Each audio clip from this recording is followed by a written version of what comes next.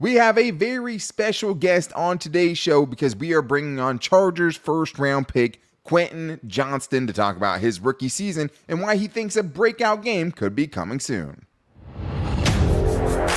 You are Locked On Chargers, your daily podcast on the Los Angeles Chargers, part of the Locked On Podcast Network, your team every day.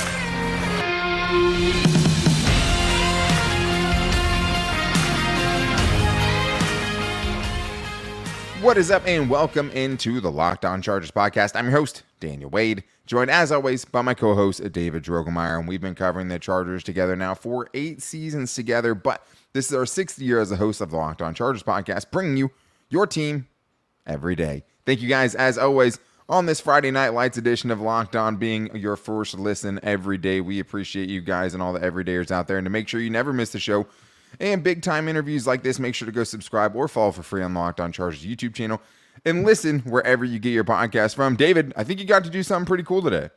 I certainly did. I got a very, very rare opportunity to talk to the Chargers' first-round pick, Quentin Johnston. And Quentin Johnston and I kind of have a little bit of a parallel because Quentin is from Temple, Texas, and that is where I live. So it was really cool getting to talk to Quentin about the people in the town that are just extremely proud of him, and to a person just saying how great of a person he is, how great his family is. We talk a little bit about why he feels like a breakout game is going to happen very soon, what his favorite foods are, the little battle between In-N-Out and Whataburger, and some of the things that he likes to do when he's not playing football. So it was a great interview. Really felt like I got to know Quentin Johnston, and I'm excited to share it with all of you guys.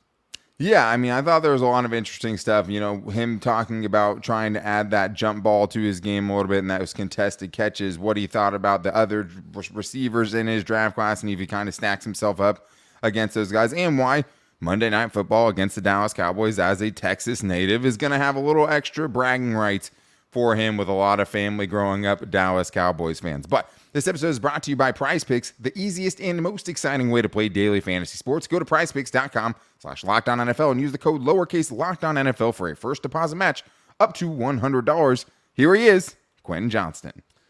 All right, guys, here he is, the Chargers' first-round pick, Quentin Johnston. Quentin, thank you so much for taking the time to join me. How are you doing, man? I'm doing pretty good.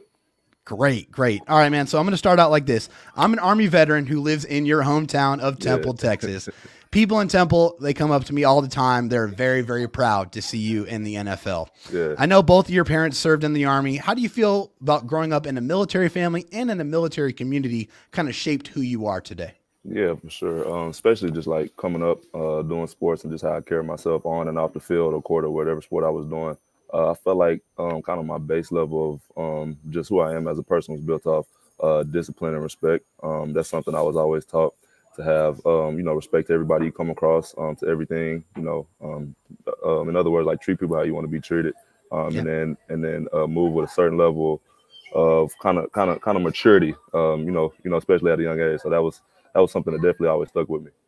And, the cool thing, Quentin, is no matter who I talk to here in Temple, no matter who it is, whether it's about you or whether it's about your parents, to a person, they all say how great of a person you are and how great of people your parents are. So I know that that's definitely something that's impacted you. Yeah. But hey, you're going into a huge game here, coming into the Monday Night Football against the Dallas Cowboys. As someone who grew up in Texas, does this game have any little extra special meaning to you? Yeah, definitely does. A lot of my family members, I'm not gonna name who specifically, but a lot of my family members definitely are big fans of the team we're about to play. So we're gonna see what's going on this coming up Monday. Yeah, no doubt. I'm sure that's going to be a fun little kind of trash talking situation there. Yeah, for sure. This is going to be your first primetime game at the NFL level, but you did play some massive games on pretty big stages as with TCU on their national championship run. Are you feeling any kind of nerves going into this Monday Night Football game, or do you think those games kind of leading up to that TCU run kind of prepared you for this moment? Yeah, no, I feel like I'm pretty prepared. There's really nothing to be nervous about at this point. I feel like I'm here for a reason, so I'm just gonna go out there and prove, that I deserve to be here. So all nerves kind of went out the window after the first few preseason games. It's like, okay, I'm here. It's time to settle in. Just play my game. There you go, man. Absolutely. You were kind of in a unique position of getting drafted by a team that already had some established wide receivers, guys like Mike Williams and Keenan Allen. With Mike out, you know that your part in this offense is going to start to increase. Do you feel like that breakout game is coming? Oh yeah, for sure. You know, every day as I get more in tune with the playbook, more in tune with quarterback, and just all around chemistry with the offense. I feel like that time for me is coming up very, very soon, very close. So I'm excited for that. Do you feel like you're starting to kind of establish a rhythm and kind of a connection with Justin? Oh yeah, 100%. Heck yeah, man. Mike Williams is one of the best jump ball receivers in the NFL. And, we saw in training camp that you have some of that ability to do that as well. Do you feel like going up and bringing down those contested catches is something we could kind of see a little bit more from you moving forward? Oh, yeah, for sure. Especially that I didn't do it as much in college. I feel like that's like a big point of emphasis, especially being a taller receiver. That's almost like a given. Like you see a big, tall, athletic receiver, like, okay, he's good at the jump ball, which that wasn't, I'm not gonna say a strong suit of my game, but just something I never really got all the way into. I was more of the finesse type of player that you see in college. So, obviously going to this level, I have to kind of hone in and, just push more of my game towards that, being that tall, athletic jump ball receiver, which, I can be. Absolutely, you can. While at TCU, you're one of the most explosive receivers in the country, breaking more tackles than pretty much anyone. How much pride do you take in being a playmaker when that ball is in your hands? Oh yeah, for sure, a lot. That's something that kind of just been in me since, I guess, like Pee Wee. Because I was a running back. I hit my growth spurt late, so I came up always being a running back, quarterback, in the backfield. So my main objective, just like playing football, just is like make somebody miss. So that was always kind of my thing. I always grew up watching like the shorter, faster running back, slot receiver type of guys and stuff. So that was just something that always stuck with me. But yeah, I take a lot of pride in that. Seeing I set different records and stuff at TCU, it's always a good feeling. Yeah, it's definitely clear that you were a former running back, because once you got the ball in your hands, I was like, man, this guy wants you to fight him to get him on the ground. Like, he's trying to make you miss, trying to make you look bad in the open field. Like, that's definitely something I noticed when I was watching you. All right, guys, well, we have more where that came from. More Quentin Johnston on the other side, talking about the other guys drafted next to him, the Zay Flowers, the Jaxon Smith-Njigbas, to Jordan Addison's, one of 4 consecutive wide receivers taken in the 2023 NFL Draft, and much more coming up right after this.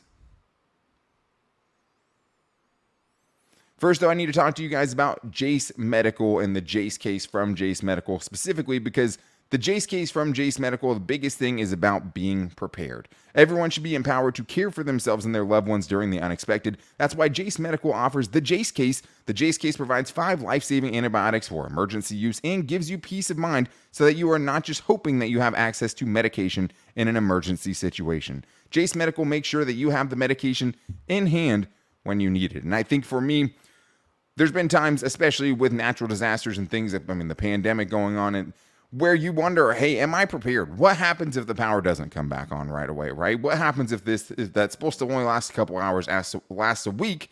What do I do then? And I have a lot of family members that rely on medication for their well-being and need it to survive. And also just, hey, if something bad happens and you can't get to the hospital, if you can't get to where you need to go, do you have something with you that can help you out in that situation? And that's where the Jace case comes in. Jace Medical is simple. They handle everything from the online evaluation to licensed pharmacy medication delivery and ongoing consultation and care. Don't get caught unprepared. Save more than $360 by getting these life-saving antibiotics with Jace Medical, plus an additional $20 off since you listen to this show by using the code LOCKEDON at checkout. That's jacemedical.com. That's JASE medical.com. Promo code LOCKEDON. Quentin, you were part of a rare situation on draft night where you were one of 4 wide receivers that were taken in the first round with Jaxon Smith-Njigba, Zay Flowers, and Jordan Addison. Only one of them was drafted before you. Do you feel kind of any pressure that you want to show that you were the best wide receiver of that group? I feel like in that situation, there's really no pressure. At the end of the day, everybody went to where they were supposed to be at the time that they were supposed to go. So it's up to me just to kind of not necessarily be in a competition with anybody, but just kind of capitalize and expand on my full potential, which I know once I reach that level, it'll be something to see for sure. Absolutely. I think we're all excited for that. Yeah. One thing that, has kind of been awesome on your draft day is when you found out that you were going to get you to catch passes from Justin Herbert. Mm-hmm. Now that you've kind of had an offseason and a couple of games together, what has impressed you most about your quarterback? Just vision all around, accuracy, playmaking ability. As you've seen that last game, a lot of times it seems like he'll get swallowed up in the backfield. He'll come out of it. I don't know if you've seen specifically one play. He kind of like pump fake the dude, like he ran into his own offensive lineman, over his head, like he was playing basketball. I'm like, you're not really supposed to do that, but I'm glad he did because ended up making a play after that. But not you did, man. Just little stuff like that is just crazy and gives something that keeps the whole offense going. Well, and those type of plays right there when your quarterback's kind of working off script and, you have to try to present yourself to the quarterback when they have to make a play and they go to you and you make that play, that is only going to kind of establish that confidence in you that when he's in that moment where he's got to have it and he's going to throw it to you, that he has trust that you're going to go get it. Oh, yeah, for sure. So I know that's big. Yeah. Another unusual thing that happened right after the draft is you got drafted alongside one of your fellow college teammates, Darius Davis. How excited were you when you kind of found out that you guys were going to be able to go to the same team and be able to play together in the NFL? So those 2 days of just the draft, and then when that happened, it was kind of like obviously a surprise to me. Yeah. So I came up a day after the draft, seeing the facility and everything. So I was up in the hotel. I was actually asleep and got a call from one of my coaches and like, hey, we got him. I'm like, what you mean you got him? I'm right here, like in the hotel. He's like, nah, we got Darius Davis. He was like, coming to the facility. I'm like, what? And it was just crazy because we just left. We all think we separating, going on our different journeys. Sure. At the next level. So just to have him alongside me with the amount of chemistry and stuff we had in college, bringing it to this next level. In the same jersey, him, it's just a good feeling. Do you think just having somebody you knew, like just from the college level, joining you at the NFL level, gave you some kind of sense of comfort? Maybe for sure. Ease the transition a little bit. Yeah, for sure. Made it a lot easier. Obviously you come into a new place, you don't really know anybody. Right. He was kind of one of the main guys I was talking to, filling out the playbook with. And then once everybody got situated and was able to move in houses and stuff, we lived like 5 minutes away That's from what's each other. up. So we always by each other. So yeah, like I said before, it's honestly a blessing because like I said, the chemistry we had in college was something special, and I feel like that's something we're gonna continue to show on the field at this level. Hey, no doubt. I mean, Darius has been explosive, man. Yeah, he's so fast. So fast. He makes fast people look slow. 100%. He's an absolute weapon, man. And it's really excited to see you guys playing on the field. This is kind of not a football question here, but more of kind of a food question. So in Texas has got some great barbecue, man. Some of the best in the United States. In California, I think we're probably more so known for our Mexican food. Mm-hmm. What have you found coming to LA that is kind of some food that you have never had before that you really like now? I'm not gonna say never had, but just different. Like you said, obviously, Mexican food. I feel like it's a little bit better out here. Yeah, definitely. Barbecue. I'm gonna have to side with Texas on that one. Hey, I'll give you that. Yeah, I'll give you that. Can't beat that. But then there's like a big debate with Texas and California over like what's better at a Whataburger and In-N-Out, and that's something I've been hearing since I got here. It's like, okay, like let me try. Like we have In-N-Out in Texas, but apparently it's way better out here. But yeah, that's like a big debate. I hear all the time. People always ask me, Okay, well, what is it? What is it? You brought it up, so I'm still sticking with Whataburger though. I'm still sticking with Whataburger. Yeah. I'll say this, okay? I love Whataburger's fries. Their fries are top notch. I'm not really a big fan of In-N-Out's fries, but burger for burger, man, that's a really tough question for me, tight. man. It's tight for sure. But fries and just all around meal, I'm going Whataburger. Okay, so when you're not playing football, what are some of the things that you like to do for fun, man? Like, are you a gamer? Do you like to go to the beach? What do you like to do for fun? I'm not a big gamer. I do have a game system though, so my little brother, me and him are kind of just the opposite when it comes to that. I'm not really on the game. He has every game, so I kind of gravitated to it. Every now and then. I have a PS5. I get on GTA and just just go on a little spree, running from the police, and doing all type of missions and stuff on there. But besides that, I'm a big movie guy. Okay. I've probably, like, since I moved in my house and watched about 50 movies. Like, I'm just back to back. Like, I'm studying, take a break. cut the movie on. So I'm just going back and forth with that. But other than that, I like to go out, go on walks, go shopping, kind of just be outdoors. Cool, man. That's awesome. I mean, I'm sure you're enjoying that weather. It's a little bit in contrast to the Texas weather where if you don't like it, just wait. It's going to change. Way better for sure.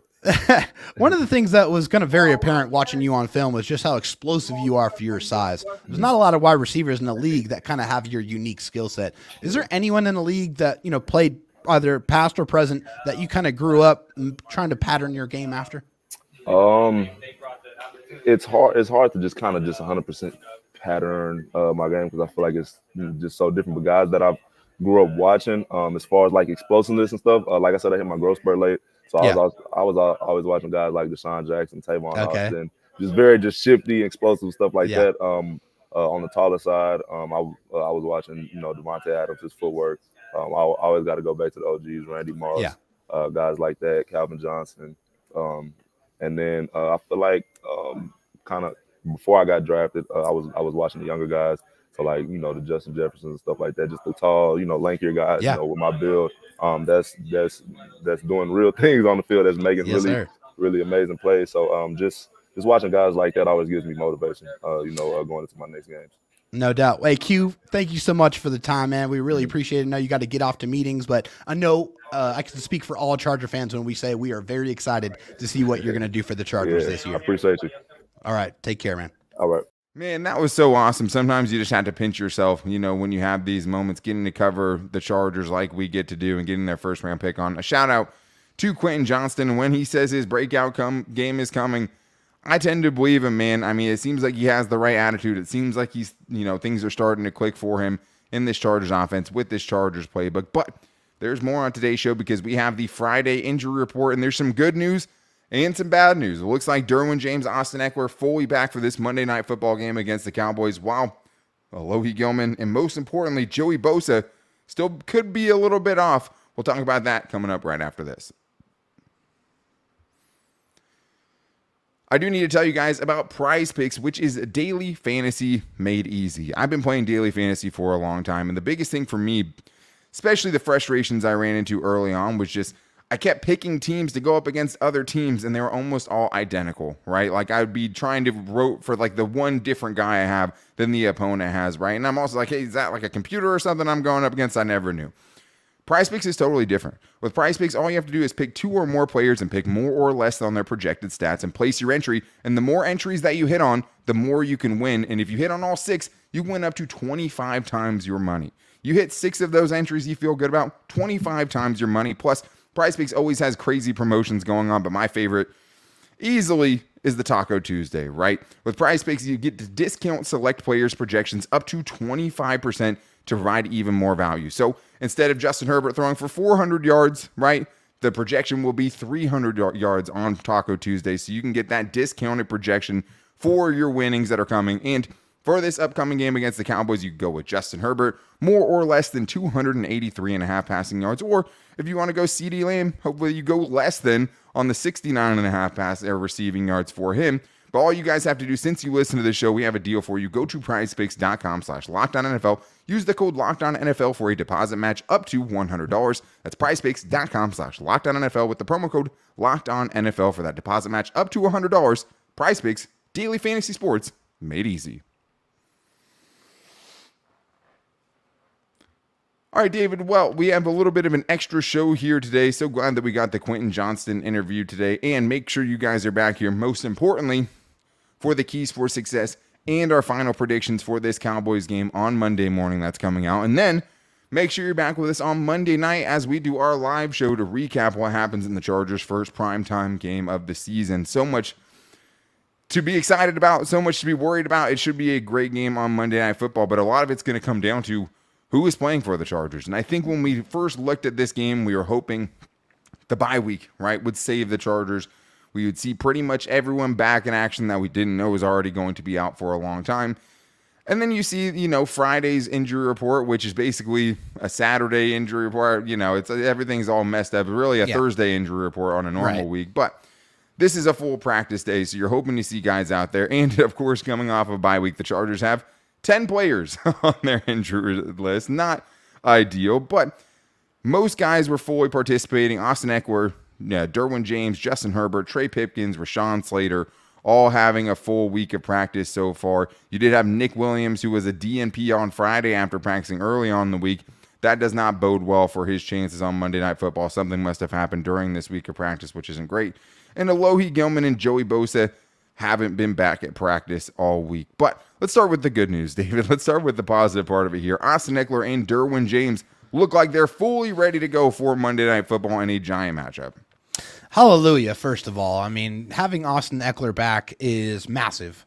I mean, the Chargers rushing attack, I mean, it hasn't been there. It's just been kind of been not since week 1. Non-existent. I mean, ever since Austin went out, I mean, Josh Kelly and Isaiah Spiller did their best to try to pick up the slack, but there's just no replacing Austin. I mean, he's just such a dynamic football player, and it's not just what he does with the ball in his hands as a rusher. He is that outlet receiver as a running back in the flats and in pass protection. I mean, he's one of the best pass protecting running backs in the NFL, which is hilarious because he's probably one of the smallest running backs in the NFL. But shortest, as you've heard many times, right? Shortest. Sure, yeah, shortest. He's definitely thick pretty for thick. sure. Yeah. And I'm sure, as you've heard many, many times, Austin Ekeler is pound for pound one of the strongest guys on the team and in the NFL, and he just gets it. He understands where he needs to be. He is an excellent pass protector. So you get all of that playmaking ability back, and that is going to be great for this Chargers offense. Absolutely. And I think the nice thing is you feel like you're getting all of him back, right? Like, yes. You're not feeling like you're getting him back after he participated one time during practice during the week, and that you're getting, an 80% Austin Ekeler, where he might not be 100%. I'd say most guys on this team aren't going to be 100% the rest of the season. Then that's just kind of how it goes, right? But to me, this is about getting a chess piece back on both sides of the ball. I'm glad you brought up the receiving part of it, because there hasn't been a Chargers running back who has been a factor in the receiving game so far this season, right? They ran all over the Dolphins in week 1. Yeah. But since Austin Ekeler's left, you don't have that creativity coming out of the backfield. You don't have that guy that you can dump it off to, and he's going to turn a 5-yard catch into a 25-yard catch. That's what Austin Ekeler brings to the table. Yes. The missed tackle forcing that he brings, obviously, is 0 to none as far as who he has left on this roster when he's not out there. And then with the Derwin James part of it, let me just shock maybe some listeners. The Chargers have a better chance against the Dallas Cowboys with Derwin James in the lineup. Derwin James, especially, with a guy maybe we feel a little bit better about, and Dean Marlowe, I think makes you feel a lot better about this game. I mean, it looks like that could be it. We'll talk about Alohi Gilman, but we could have, Derwin James and Dean Marlowe back there as the starting safeties. Maybe it's Raheem Lane, but the Chargers were missing their top 3 safeties against the Raiders. Yeah. So to get an all-pro like this back, David, it's hard to quantify, because the Chargers are going to need Derwin not only to play, but have a big game to have a chance against the Cowboys. I mean, I think bringing up Dean Marlowe is the reason why you're happy to have Derwin James back, because I feel like Dean Marlowe is a guy that on the back end you can trust to be where he's supposed to be. That's a great point. He can be that good last line of defense type of defender. He's a strong tackler. He's a guy who, he knows what he needs to do out there. So that allows Derwin James to be closer to the line of scrimmage and be the guy that is rushing the quarterback, and the guy who's playing kind of as an extra linebacker, being physical at the line of scrimmage. That's what you're able to do. I mean, because you don't want to have to pigeonhole Derwin James and put him in one spot, because he does so many different things well. He impacts the game a lot of different ways. Having a veteran back there that you're able to trust allows you to use Derwin James more effectively. Let's get to a little bit of the worst part of this injury report. The fact that neither Alohi Gilman or Joey Bosa has been able to practice yet is a little surprising to me. I mean, the last time we saw Joey Bosa on the injury report before the game against the Raiders, because he missed that game, it said hamstring and toe. Now it just says toe. We haven't heard anything really, any specifics about it, but if it's turf toe or something like that, that's sucks. I mean, it's something that it takes a while to heal, something you can try and moderate and play through to a certain extent, but something that's extremely uncomfortable. And I guess we should be celebrating the fact that it's just a toe and not a hamstring and a toe at this point. But I was really thinking he would be back. I mean, he wasn't even ruled out. I mean, I think he was doubtful for the last game, but I mean, they left it up till the last second before actually just truly ruling him out of that game. And then the Alohi Gilman thing, I think the frustrating thing is after the game against the Vikings in week 3, where he got injured, you have Brandon Staley saying just bumps and bruises. Like, that bothers me. And I know he's not incentivized to give you the lowdown and give you the full details on it, but like, someone shouldn't be missing 2 games especially with a bye week in the middle, if it's just bumps and bruises, right? So, like, Right. It's crazy, and I think it sucks because you would like to think, hey, you have Alohi Gilman and Derwin James and Dean Marlowe. That's a three I think you can feel good about. But I do want to focus on the Joey Bosa part of it here, David, because I do think going up against this Dallas Cowboys offensive line that is getting healthier, unfortunately, when the Chargers are, going Always, up against them. Every time. You need all the pass rush you can get, and I just think it sucks that it's another season where we can't get away from talking about Joey Bosa and the injuries. Yeah, and I mean, for me, I'm a big Joey Bosa guy. I mean, I see his effectiveness when he's on the field. I see the impact that he makes. He has 3 sacks and 3 tackles for loss in limited snaps in 3 games that he's played. So basically, when he's like on one the and field, a half games worth of snaps, basically. Yeah, exactly. When he's on the field, he's making plays. He is an impact player.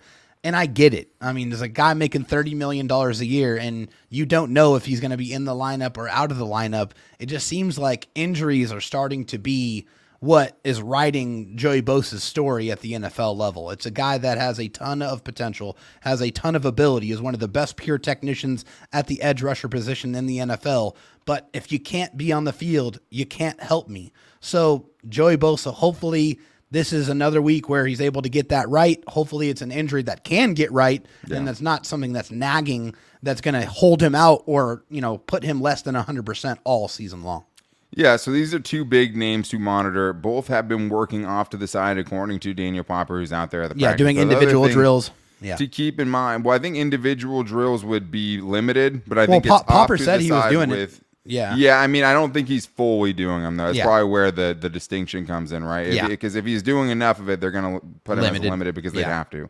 But it seems like, maybe we see them tomorrow on a Saturday practice, a rare Saturday practice where we see them, some progress being made there. But the other thing to consider is the Chargers have a short week against the Kansas City Chiefs coming after this, right? So it's like you have to think that might play a factor in it. No game you can give up, but if it's close, you wonder if that kind of creeps into their mind a little bit. More good news to kind of wrap things up here, David.